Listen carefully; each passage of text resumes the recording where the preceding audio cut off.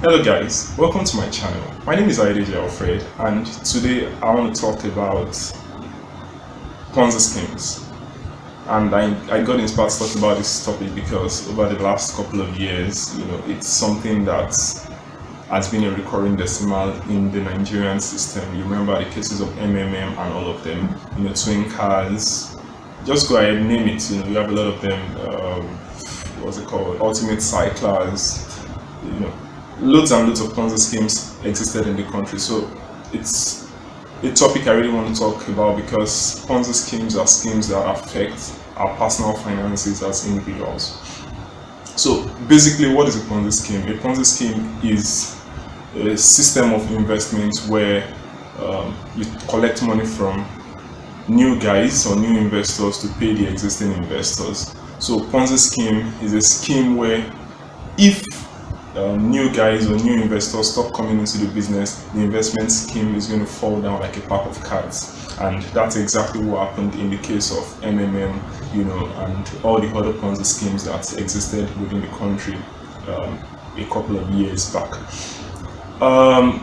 Ponzi scheme as a scheme didn't originate in Nigeria or any African country for that matter. It existed, or it started back in Europe, and it's named after a guy called Charles Ponzi.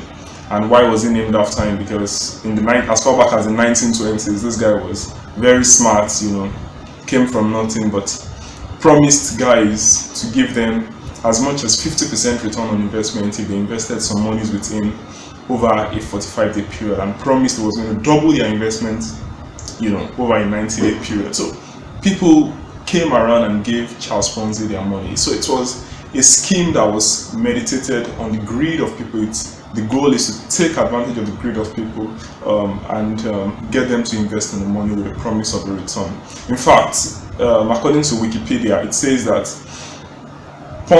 Charles Ponzi actually placed this ad, and below that ad was an ad from a bank that was promising people about 5% return, and then Charles Ponzi was promising to double people's money in a 45-day period, whereas the bank was promising to give people 5% return over a 1-year period. So it's really easy to see why people would give their money to Charles Ponzi.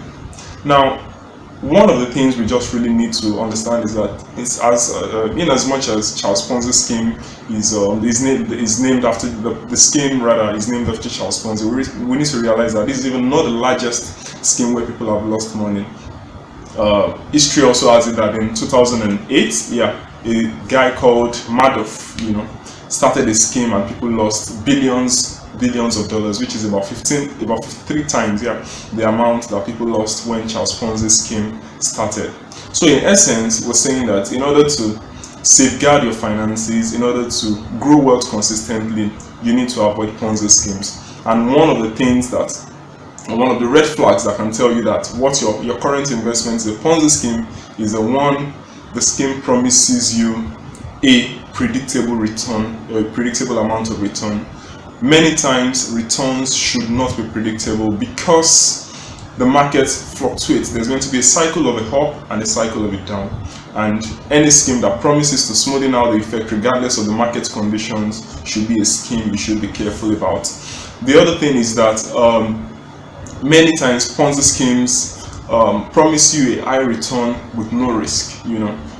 The schemes or the returns being promised by Ponzi schemes actually are returns that are out of this world. They are outrageous, doubling your money in 90 days, doubling your money in 30 days, as we could see in the case of MMM. So when you see a scheme that promises you a high return with little or minimal risk, then you need to be careful about it. Another reason or another red flag that points out to a Ponzi scheme is the fact that some of these schemes have business models that cannot really be understood.